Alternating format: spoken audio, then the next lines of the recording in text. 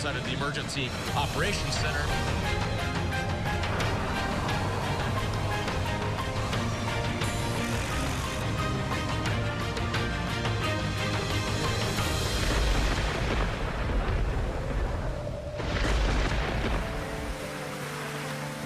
Good evening. Welcome to Surviving the Storm, a Storm Teammate special. I'm Chief Meteorologist Steve Jerve. We're coming to you from Tampa Bay Watch on South Pinellas Estuary.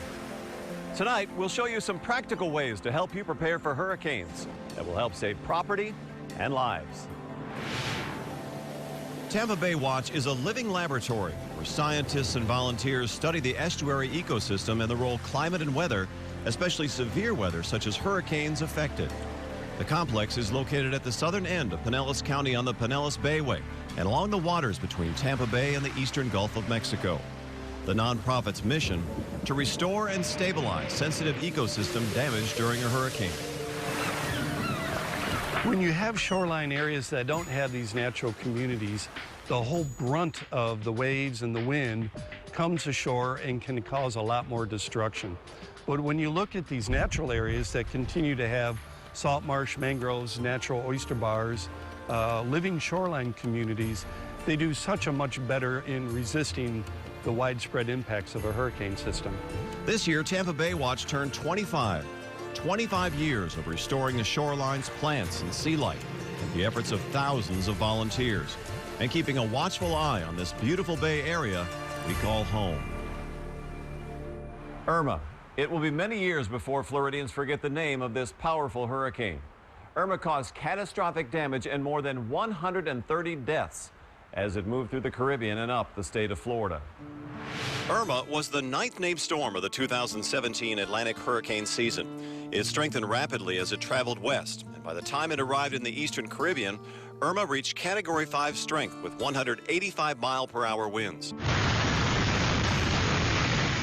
On September 6th, the Category 5 storm first made landfall on the tiny island of Barbuda, with maximum winds of 155 miles per hour.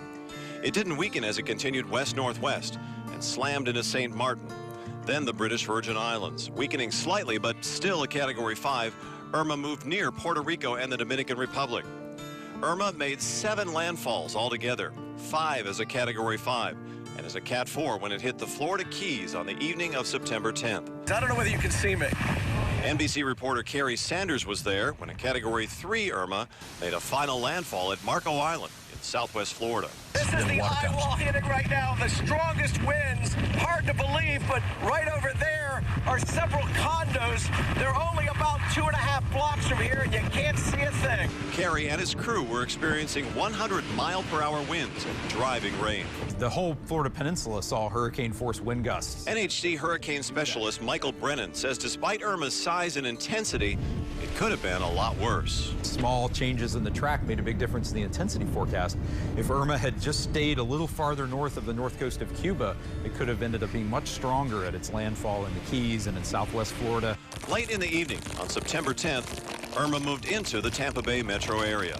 We should point out, Julie, this is now a Category 2 hurricane. It is. With 110-mile-per-hour winds. It's weaker than what it was at landfall. It's Category 3, so that's better news. But as it moves to the north, it is expected to weaken even further. Even weaker, Irma affected nearly every part of Florida. It caused more than 92 deaths in the U.S., 80 of them in Florida, and more than $50 billion in damage. In all, 134 people died as a result of this storm, and the losses from it totaled nearly $65 billion. Irma was such a dangerous storm, the National Weather Service has retired its name. Irma was one of the longest-lasting and strongest hurricanes in Atlantic history, but that's not the only statistic that landed Irma in the record books. Storm Teammate's Julie Phillips gives us Irma by the numbers. The Tampa Bay area won't soon forget Irma, and the record books won't either. For one, Irma's sustained wind speed topped out at 185 miles per hour as it approached the Caribbean. Irma is only one of 4 hurricanes to have winds reach that strength. Number 2, Irma maintained its max wind speed for 37 hours. That's the longest a tropical cyclone has maintained winds at that level or higher anywhere in the world. Michael Brennan, a specialist with the National Hurricane Center, explained how Irma's massive wind field brought issues across the entire state. The whole Florida peninsula saw hurricane-force wind gusts, so we knew that the risk was really there. So we had hurricane watches warnings up for essentially the entire peninsula. Number 3, Irma is the strongest hurricane to hit the Leeward Islands. Brennan explained to us why Irma's winds were just so strong. Irma had this really intense period of long-lived Category 5 status over the Caribbean, where typically storms that get that strong either interact with land or they go through some sort of eye wall cycle, and they won't stay strong for that long. And number 4, Irma had the lowest pressure recorded in a decade. Irma's central pressure dropped to 914 millibars, the lowest since Dean in 2007. And last but definitely not least, Irma was the longest lived Category 5 hurricane. It maintained Cat 5 strength for a remarkable 3.25 days. Safe to say, we hope to not have to deal with a storm like Irma anytime soon.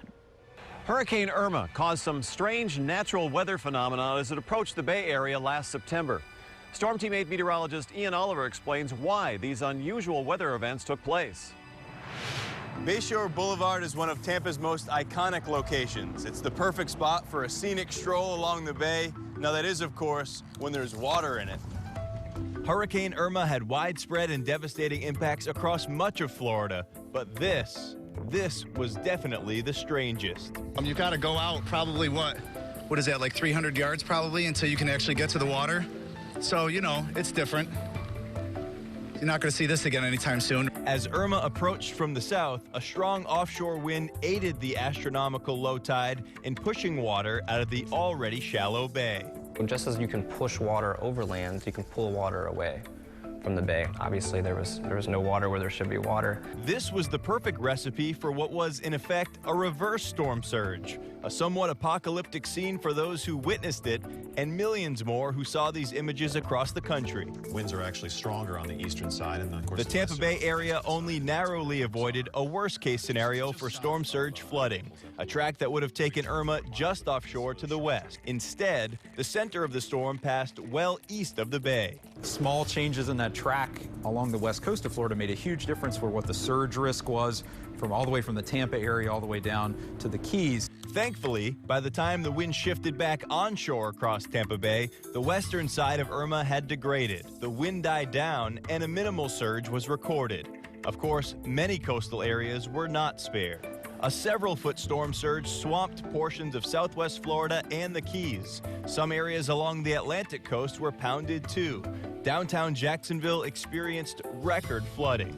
Hurricane Irma was interesting in that it was a very large storm, and it also took a very unique track. Coming up the peninsula like it did, you basically had storm surge occurring on both sides of the coast. Irma caused one of the largest power outages due to a disaster in our nation's history. 62% of the state's 10.5 million households were without power following the hurricane. Before and after satellite images from NOAA show Florida typically lit up at night, and the effects of the widespread power outage after Irma. If you ain't got no electricity, you just ain't got no electricity. Are you ready in case you lose power? Have a plan just in case. To purchase a generator, make sure you get one strong enough to serve your needs. Stock up now on non-perishables and water. And as the storm approaches, start making ice to store in the freezer, to use in coolers if you lose power. Being well prepared gives you your best chance of surviving the storm. Storm surge. It's the hidden danger that comes with every hurricane and what you should avoid at all costs. We'll show you why storm surge is so devastating. Information you need when surviving the storm. Surviving the Storm, a Storm Team 8 special, is sponsored by Precision Overhead Garage Door and Master Restoration.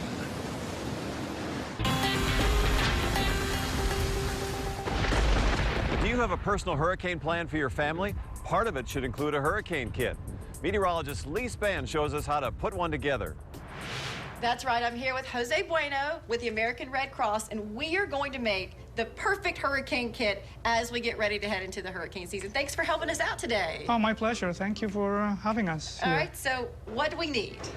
Of course, first of all, we need water. 1 gallon per person per day in your family. So 1 gallon per person per day. We have food here, and I like a lot of these bars, and so we are going to put them in our kit. So they're filling and they hold have, up, right? Absolutely. They have a lot of calories, so they're a good nutrition value. And keeping with the food, so we have canned food, and of course you always want to have a can opener ready to go, a manual can opener. Yep, that's right, because you won't have electricity. You need a manual. All right, and so, Jose, you actually went down into Puerto Rico after Hurricane Maria and saw some of these in action. Absolutely. So there's a couple of things that I used in Puerto Rico a lot.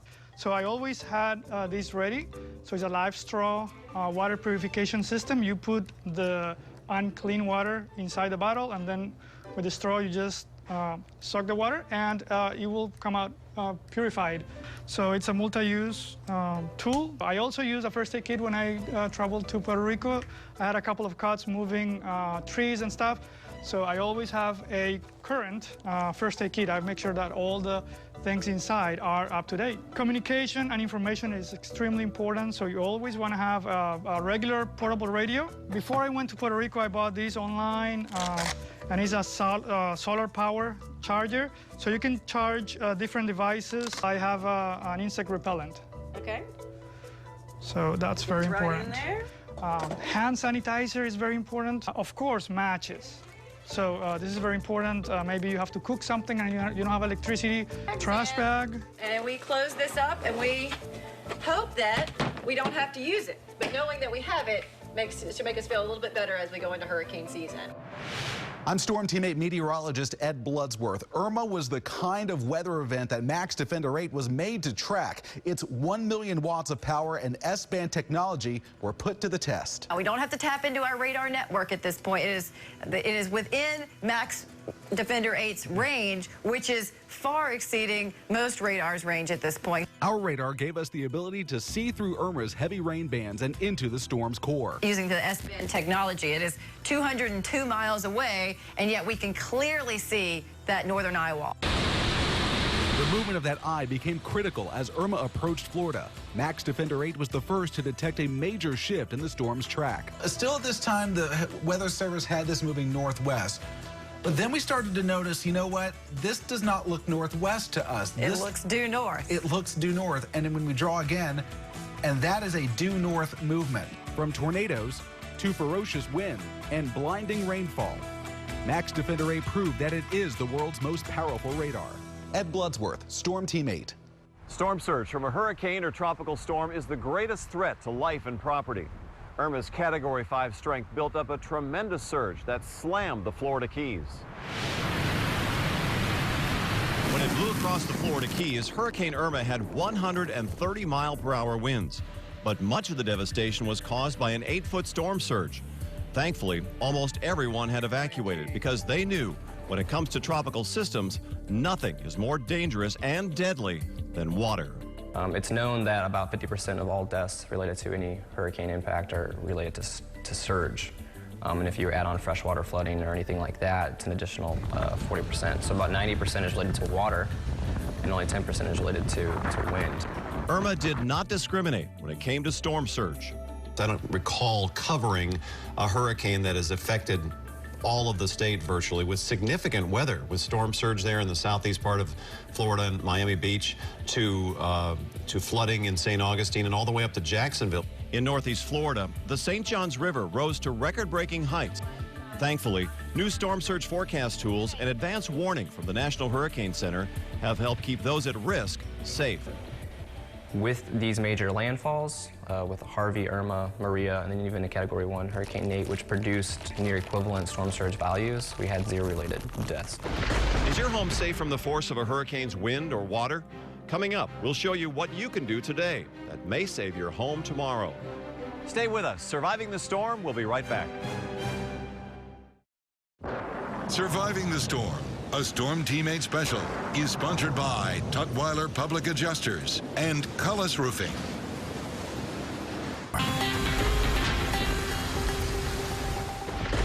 Last year, NASA launched a space mission to give scientists a look directly into the eye of a hurricane. Storm Team 8's Ed Bloodsworth shows us what 8 pint-sized satellites orbiting the Earth have been able to tell us. And drop Pegasus is away. Ignition of the Pegasus rocket with Cygnus.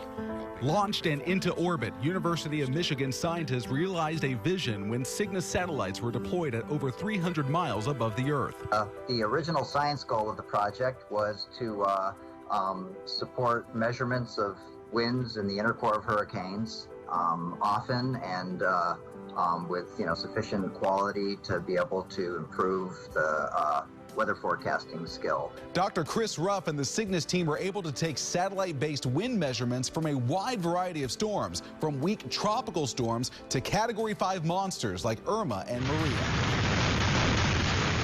Yeah, those two storms were really perfect for us to be able to quantify our very high wind performance. Cygnus researchers were able to compare their data with observations from Air Force and NOAA aircraft in real time. I mean, we use the hurricane hunters as kind of our ground truth, to verify our performance. So we had a huge amount of intercomparison data between their standard measurements of the hurricane wind speed and our measurements from the top down. Dr. Ruff tells us the satellites will continue taking measurements up to the year 2022. Ed Bloodsworth, Storm Team 8. Buildings like this one here at Tampa Bay Watch are designed and built to withstand hurricane winds and storm surge.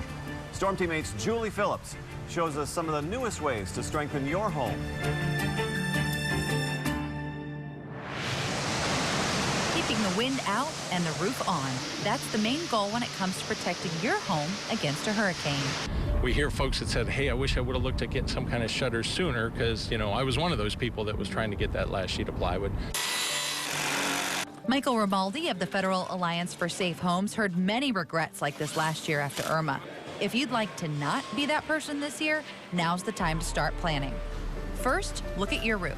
If you're in the market for a new one, Romaldi recommends looking at the wind zone it is rated for. A roof is not where you want to skimp on costs or just look for the longest warranty.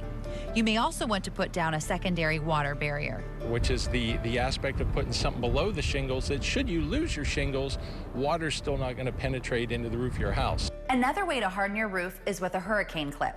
It doesn't look like much, it's about $1, but it attaches to your walls and roof truss or framing unit, and it can greatly enhance what your roof can withstand in a storm.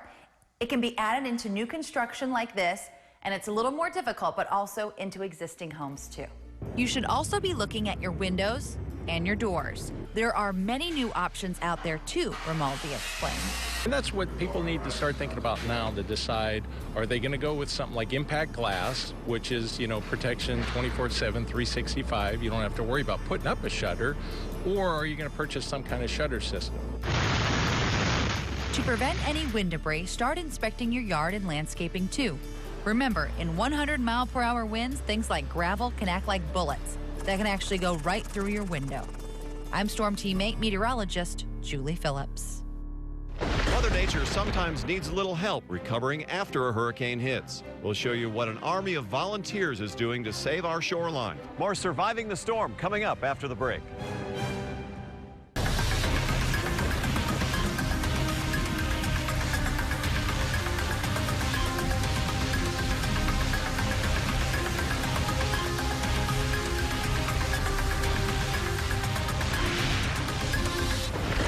The wind and water driven by a hurricane can transform a landscape overnight. We know the damage a storm can do, but can severe weather actually help the environment? The force of strong hurricanes like Irma batter everything in their way. Veteran NBC reporter Kerry Sanders discovered Irma's fury standing in the path of Irma's eye wall as it slammed ashore on Marco Island. When the wind turns, we start. Wow. Okay. Hang on. Yeah. Even though it is below the water's surface, aquatic life is not immune to a storm's damage and destruction. Tampa Bay Watch is a nonprofit organization dedicated to preserving and restoring the bay with the help of a large volunteer workforce. Irma's winds and rain runoff caused damage along the shore, threatening the valuable oyster population. Basically, that nutrient-rich water kind of created algal blooms, which created some problems. The oysters were there to kind of control it, but that was a lot of water, so that damaged a lot of things, created some water quality issues, but if we have the oysters there in strong supply, that can help prevent things like that. That's why one of Tampa Bay Watch's more important projects is the creation of concrete oyster domes that attract and house colonies of the creatures. After a few months, the artificial reefs will be covered with hundreds and later thousands of oysters. Oyster communities are one of those systems that do a great job of reducing wave action along shoreline. So we look at every opportunity that we can to install these natural oyster bars to help protect against widespread erosion around natural shorelines in the bay. More than that, the oysters improve water quality by getting rid of pollution. Once they grow up, once submerged, they're filtering anywhere from 2 to 5 gallons of water an hour. They're filtering that through their system in order to feed, getting algae, organic matter out of the water. But what they're also doing is taking out things like storm drain runoff, pollution, the algae that causes red tide, your microplastics to some degree, and that allows for that water to be cleaned through a biological filtration process through the oysters, and then allows other things to come back to the system that were more susceptible to that pollution. We know hurricanes can hurt the environment, but can they actually help? Scientists believe tropical storms are a natural occurrence and serve an environmental purpose. Hurricanes are a necessary part of the system. They're kind of a cleansing, as it were. Plague says hurricanes create new sandy islands, allowing fresh sea and salt marsh grasses to regenerate and thrive, holding the islands in place and allowing plant and animal habitats to develop and grow. Circle of life. Thanks so much for joining us here at Tampa Bay Watch in Pinellas County. Make sure you prepare by having your plan in place well ahead of time. We hope the information we brought you will help you and your family prepare for the next storm. Good night.